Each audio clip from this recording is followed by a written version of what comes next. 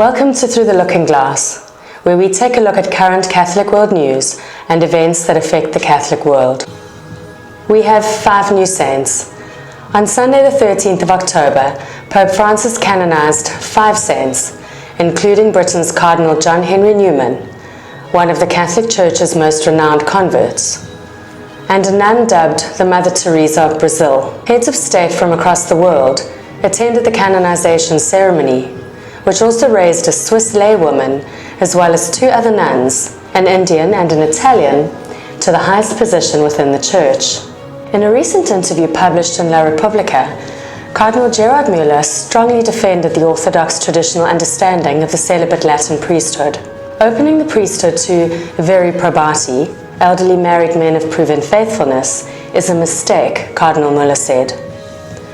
Whoever wants to insert the practice of married priests into the Latin Church does not know her history, he continued. Priestly celibacy, he explained, is more than just an ecclesiastical law.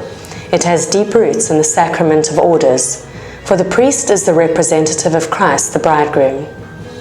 Müller rejected the idea that an end to celibacy would cut down on the number of sex abuses. An abusive act contradicts chastity, he said. Abuse happens everywhere, not only in the priesthood.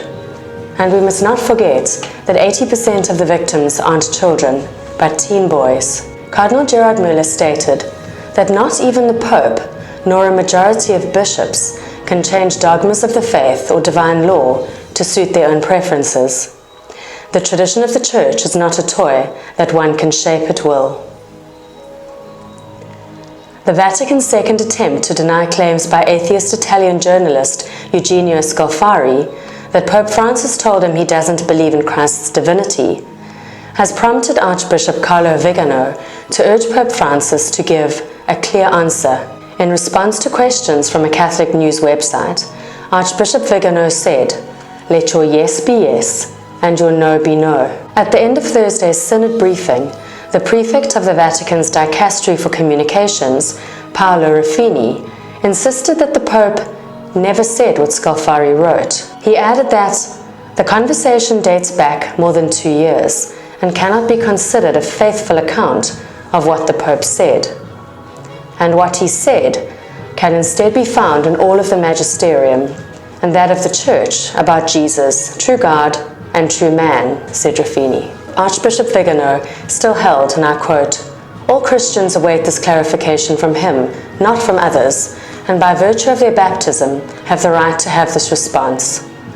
Although the clarification from Ruffini is largely regarded as a step in the right direction, some high-ranking clergy and lay Catholics are asking the same question.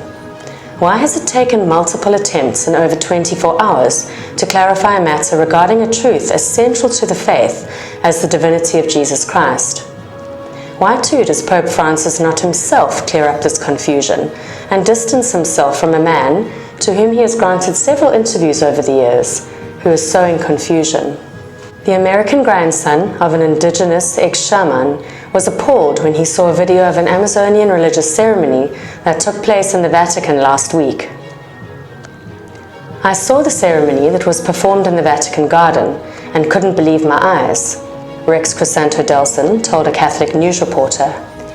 "There were idols, and even a Franciscan participated," he continued. "I later learned that an Amazon tribal leader confirmed it was purely pagan." Did the Catholics who participated and supported such a vile act not know it was pagan?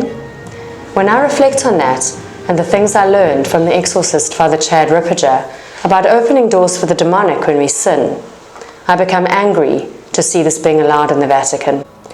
Today we learned that someone took the Pachamama idols and threw them into the Tiber River from the Ponte San Angelo. We have learned that there is at least one in the hall where the synod is continuing, and possibly another in St. Peter's Basilica. But regardless, there are 5 less desecrating the Church. From me, Ange, and the Quid Verum team, that is all for now. Please pray for our Church, and in this month of Our Lady, may she guide us and intercede for us, and may St. Michael protect us all. God bless.